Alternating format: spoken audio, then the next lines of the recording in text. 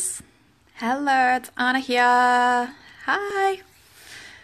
I've only spent a bit over an hour on live streams on video today, so that's not quiet enough. Definitely need some more, I think. All right. Well, I did promise you that I was going to do this live stream, right? So, yeah, I have a really cool little story to share with you. Some lessons that I learned about selling from a very young age. And the best part is these lessons are not actually what I know to be true now, right? So these are lessons that I learned very early on that if any of this kind of resonates with you, this would be hopefully the time that I can tell you that it gets a hell of a lot better than this, right? So say hey when you jump on, let me know you're there. And yeah, feel free to pop in any comments as we go along. So, all right, so here's the thing, right? But if you don't know, I grew up very much, like my parents were very pushy. I was an only child. Well, I am an only child still. And so also from a European background. So my parents were very pushy in terms of my academics and that I had to study really hard, get really good grades, go to uni, which, I did all of the above, right? Because, I was a kid and I did what I was told.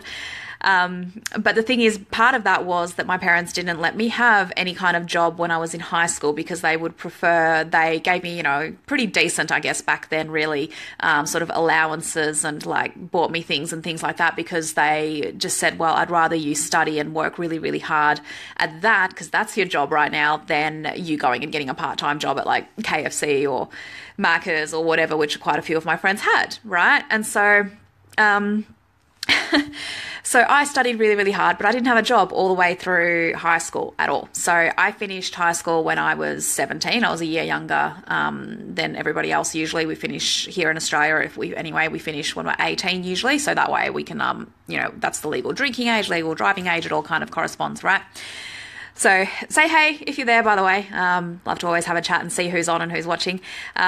So I didn't have a job, right? And the thing I discovered when I got out of high school and when I got into my university, my first two degrees that I did actually, was that nobody wants to hire you if you don't have experience. And I don't know if you've been there. Let me know if you've been in that position where you're like, I don't have experience to get the job, but I need to get the job in order to get the experience, right? And this is something that I think comes up so much for people. And so I didn't get a job. I couldn't get a job until my boyfriend at the time, I can't remember whether it was through his mum or something like that, because she worked in like a HR, like recruitment kind of thing, I think, from memory. And so he got a job at a place that does telemarketing and managed to get me a job there. Now, like I said, I was 17. I think I was just about to turn 18 or whatever. And so I thought this was great. I finally got a job and everything like that. I had no idea what I was in for. So this is straight up cold calling telemarketing. This isn't even like a call center warm telemarketing where you're like answering people's customer service and stuff, which I did later. I actually worked for Telstra in like a sales role, but it was more so people actually calling you and therefore you got to kind of try and convert the sale, right? Which still wasn't ideal, but it was so much better. My first job was just straight up cold call telemarketing. And the way it worked as well, it was for like a bunch of different internet providers. So not only was it like, I wasn't working specifically like for later on, I worked for like Telstra specifically. You literally turned up on the day. They gave you a piece of paper and said, here's the stuff you're selling today. Here's the packages, go. And they could literally change day to day, where it would be like any choice of like 5 or 6 different companies, different providers, and you would just be given this piece of paper and just be like, here's the packages, here's the deals, here's whatever, get on the phones. And, it's one of those things where the calls come into you, you're dialing, but it literally drops into you and you just have to go. This was a powerful learning curve for me. oh my God, I was not at all prepared for how this worked. Not at all prepared. The thing that I always say when I look back on that time of my life is that I lost all faith in humanity and all faith in the thought that maybe some people out there are actually good people, because let's just say the creative ways that I got told to fuck myself was pretty amazing. And I didn't even swear back then. Like now I only kind of swear to get my point across when I get really passionate about something, right? But back then I didn't even swear at all. And oh my gosh, the creative ways that people can tell you to go F yourself when they want to. And there's literally people that I'm pretty sure at the time sat on the phone just waiting for a telemarketer to call so that they could basically vent at someone. It was eye-opening. Well, I say eye-opening now. At the time though, it was actually, it was horrible. It was really, really bad. I was not at all prepared. I'm not, I'm not ashamed to say that emotionally, I wasn't ready. I was not at all in a place where I was confident in myself, where I had any kind of I was, really strong and resilient, but I didn't have the self-worth and the self-confidence inside of me to be able to handle this kind of stuff, right? The things that people would say to me and the way that I got treated, I had no way of dealing with it at the time. I was just not at all prepared. And it literally led to my first breakdown, and I actually remember it. I don't remember the aftermath. Like I'd actually have to ask my ex-boyfriend, who is actually, we're friends on Facebook and stuff, so I might ask him later. But I don't actually remember how it ended in the end, but I do remember literally running out of the call center. Like after this one call, I just burst into tears and I just ran out of the call center. And at the time, my boyfriend at the time was working there, like we happened to be on the same shift, and he kind of ran out after me. And that was it. I just never came back in. And I'm pretty sure it was after that as well that he actually went back into the call center and just said, well, guys, this was fun, but I'm not going to come back either. So bye. He was definitely a lot mentally tougher than I was. So he wasn't having those kind of issues. But for me, it was literally like, this was it. I burst into tears and I ran out of there, and I never came back in because I was just so distraught. I couldn't believe the things that people could say to other people, the things that people could say to strangers, especially because, by that stage, I'd been, I was 17 or 18. I'd lived with my parents for a while. I've been around house phones. I knew how telemarketers worked, and it would have never occurred to me to say the kind of stuff that some of these people say to me. I was very much just I'm not interested, and hang up. And that didn't bother me. All the people that hung up on me, guess what? If you don't want to bother a telemarketer, just hang up. It really doesn't make a difference. They just get the next call and they go through, right? That stuff didn't bother me. It was literally the people that just wanted to keep you on the phone so they could insult you, and that was the stuff that I couldn't handle it anymore, right? And that's why I had the breakdown and just literally left in tears.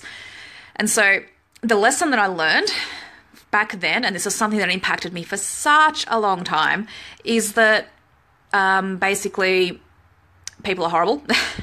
And selling, this is the thing that I really took away from it, is that selling is horrible, right? Nobody likes to be sold to. Nobody likes to have this happen to them. Selling is really hard. It's really horrible. You have to be able to completely tune out your emotions. You have to be able to basically put up a wall and just be like, nah, I'm not even going to let you, get in on me. And you have to detach, literally emotionally detach. There's a word that they use in, what is it, in intelligence roles? What's it called? I've gone blank now. But it's compartmentalization. That's what it is. And it's something that anyone who's an intelligence role or whatever needs to learn, is to compartmentalize, which basically means whatever problems you have going on, whatever emotional stuff you have going on, you can just switch it off and work and just focus in on that, right? And this is exactly what I thought that I was learning from selling, was that you can't be yourself. You have to basically put on a front. You have to put on this persona, and you have to compartmentalize, and you have to just go into it like that, with absolutely no attachment, no emotion, just cold, right? And if you couldn't do that, you were going to suck. And for a long time, this put me off. Like I refused to do any kind of sales after this. I worked in retail or whatever it is, but again, that wasn't that much. That wasn't the same thing. But I didn't realize how much this impacted me until years later when I started working online, and I started working in my own online business and coaching and all this kind of stuff. And I realized how much of this lesson from when I was, so much younger, when I was 17 and very, very young and very not ready for being thrown into the telemarketing world. I had no idea how much I had actually basically taken on this belief. Say hey if you're there. I'm seeing a few more people jump on. I had taken on this belief that selling is horrible, selling is hard, that nobody wants to hear from you, and most of all that you can't be yourself. The only way to sell is you have to detach because people are horrible. They're going to tear you to shreds, right? And I didn't want any of it anymore. I got into different industries. I went into like real estate, and same thing. I was just adamant, like no, I will not make any calls. I will not talk to anyone. No, because I had such a fear and such a powerful reaction to that memory of being a telemarketer and the way that I was absolutely just abused. And again, it was my first job out of high school. I had no idea how to handle this whatsoever. It was just the worst possible choice, right? But it was literally all I could get, right? Like nobody was hiring me for anything else at the time because of that whole, you need experience to get this role, but like you need the role to get the experience. So it was what I had to do and it was what I had to go through. But after that breakdown and after running out of there, in tears and never going back to that call center because I was so distraught from it and so upset, I carried that with me for years and I carried that around and I had this intense fear of it, right? So the thing I've learned since, and it took me a ridiculously long time. And so if you've ever had an experience like that, let me know if you've had an experience like that in a job where you took it so personally because you just weren't emotionally equipped yet to handle the barrage that happens in industries like telemarketing.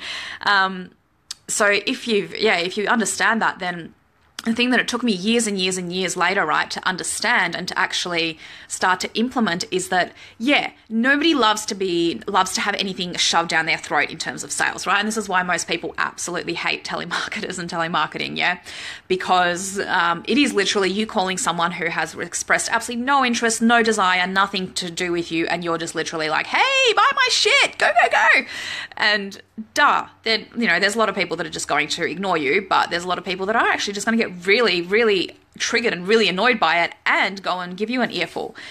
But that's not what selling is, right? And this is what I discovered when I first then went into personal training and then into coaching and that kind of stuff, is that when it's the stuff that you're passionate about and it's actually coming from a place of wanting to help someone. So first of all, for me, it was in personal training was my first passion that I found. And I just loved fitness and I loved transformations in terms of body and that kind of thing. So I wanted to help more people. And when they were there and obviously wanted it, then it was an easy sell. It was an easy process, right? And it felt amazing and it was changing lives.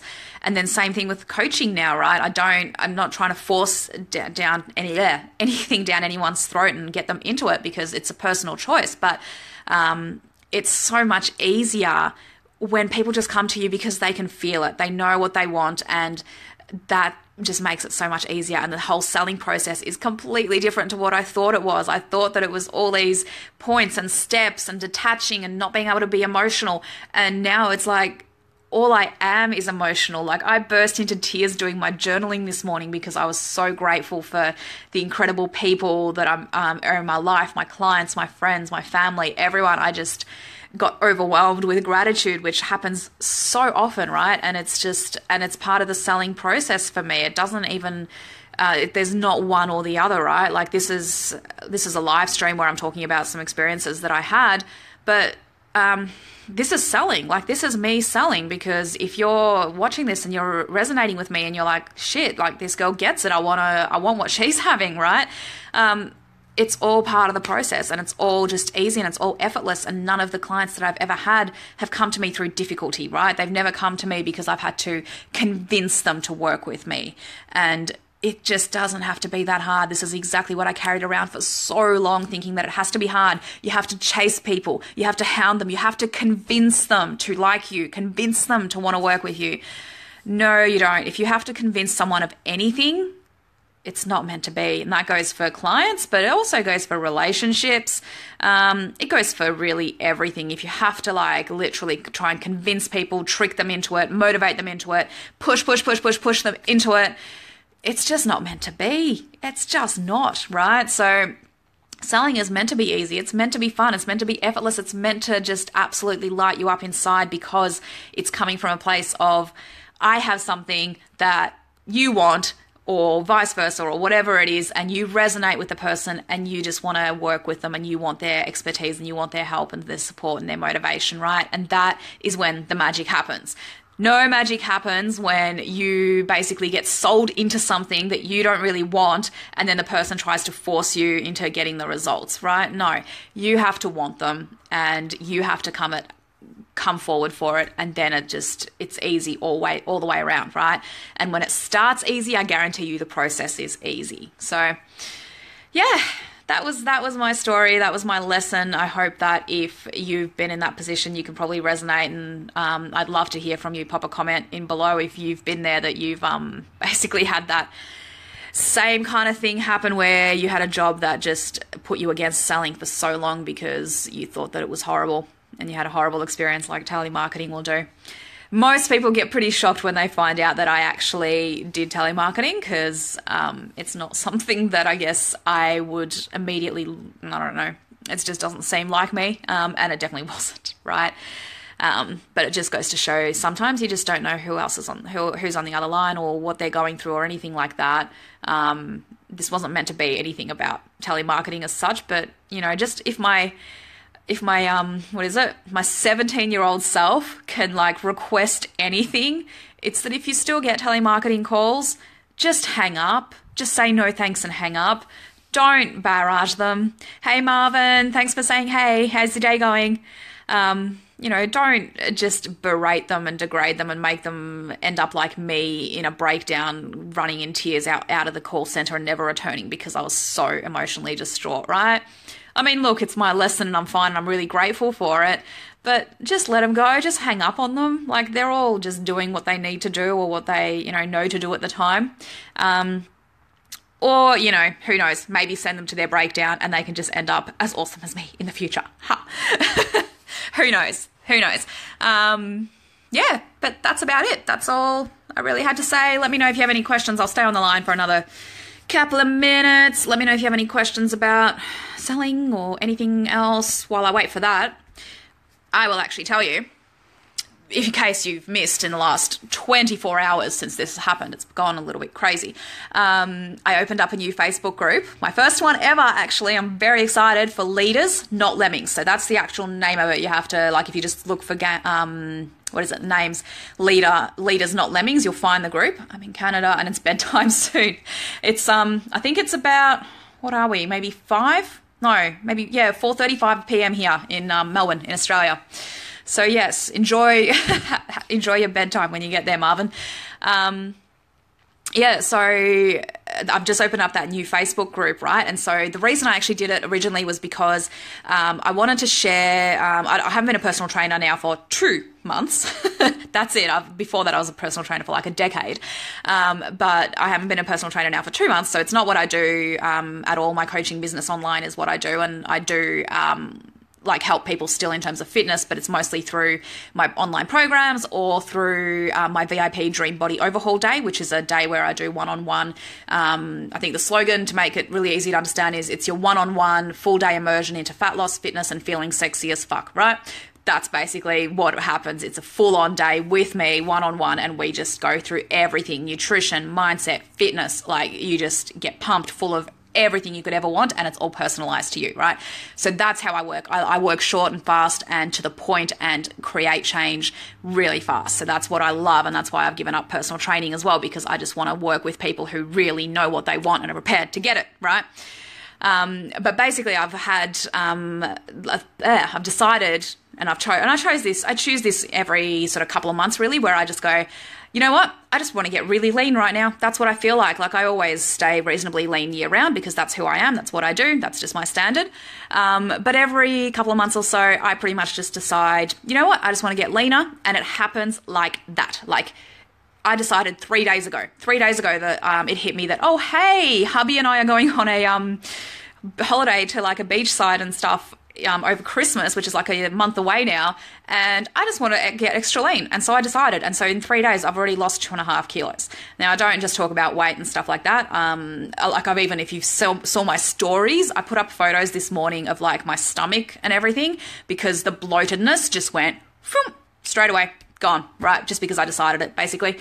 And so I had a few people wanting to know how I do this and how I make it so easy. So rather than doing a post about it on here every single day, I just decided to open up a new group, a new Facebook group, and I'm doing daily check-ins in there. I did the first one today. I did a full-on live stream where I explained the most important thing about how to get results happening really fast, really easily, really quickly in terms of leaning out, what it is that I actually do so that you can basically just copy it and replicate it, right? So I did that first live stream in the group today, and there's already been so much awesome stuff happening. We've got like the comments from the live stream. One of the girls there said that like this is amazing. It literally just clicked for me. It's stuff that she's sort of heard before or thought that she understood before, but it just really clicked today, and that's really awesome. That's what I love. I love it when something just clicks for you and you just take it on, and it actually sinks into your being rather than you just being like, oh, I know this. No, there's a difference between knowing and knowing, right? Like just feeling it. So it's going to be an incredible ride. I'm going to be doing check-ins there like most days, just to let you know everything that I'm doing, so you can literally have access to me behind the scenes rather than me doing it on here every single day, because I have so much else to say that if I don't separate it, we'll run out of room, right? And you'll basically be watching a 24-hour live feed of me, which that's a cool idea. That's a cool idea. If anyone knows about how to hook myself up with my own reality show, I think we need to get this started. Give me some love, heart love, if you agree. All right, if you want to join into that group, please let me know. Just send me a private message, or actually I'll pop the link in afterwards into this actual live stream, so you can just click on that and request to join, right? That's cool. Yes, and so we've got that group going, and in there as well, I'm going to be giving out one of my newest programs, which was Morning Routine Magic.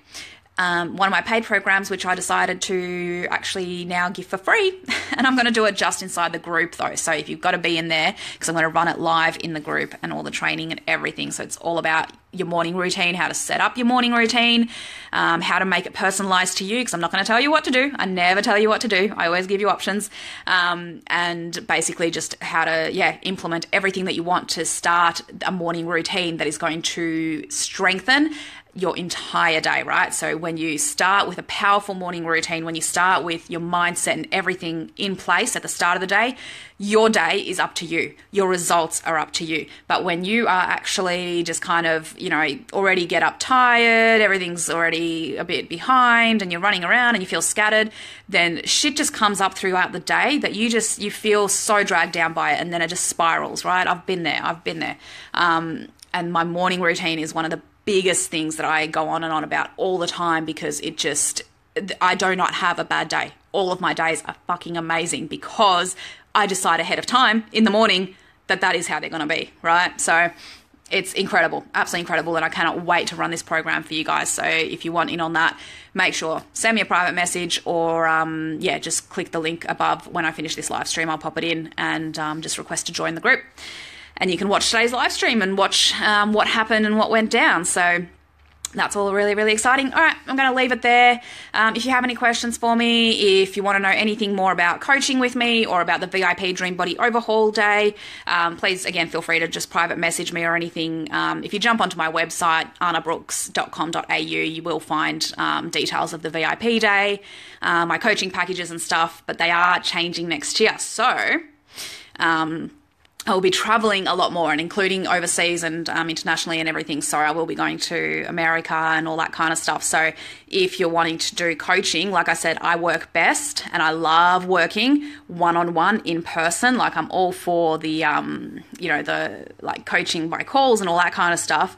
But I absolutely love the one-on-one stuff. So, and that's when the real powerful transformations happen, I think. So if you're curious about that, I'm going to start a wait list very shortly, because it's going to be very limited dates for this kind of coaching next year. It's going to be so fucking amazing. I cannot wait to see whose lives I get to change next year. It's very, very exciting. Yeah, all right, that's everything. I think have an amazing rest of the night. I don't even want to get off the live stream. I'm just having so much fun. Someone say hello, ask me a question, or just like tell me how your day's been. I actually don't want to get off the live stream. I don't know what to do with myself if I'm not on camera. Seriously, 24-hour live stream of Anna. Who wants in? Yeah. All right, maybe I am running out of things to talk about, which is unlikely. It's a little bit unlikely. But I'll give it a sec. Let me know if you have any questions, because I know they take sometimes a little bit of time to pop up, so I'll give it just a second. Yeah, anything you want to run through, anything you want me to talk about, let me know. Let me know what you're up to for this awesome weekend. The Melbourne weather here has just gone absolutely nuts.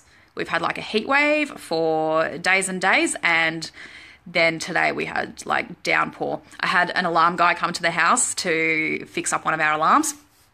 And of course he chose the exact time when the like full on torrential downpour was going on. So my already frizzy hair from the humidity just went like even crazier. It was a bit nuts actually, but that's okay. All right, cool. So I don't think we got any more questions or anything, so I'll finish it up there. I hope to talk to you really soon and have an amazing weekend. Remember, live life on purpose. Bye.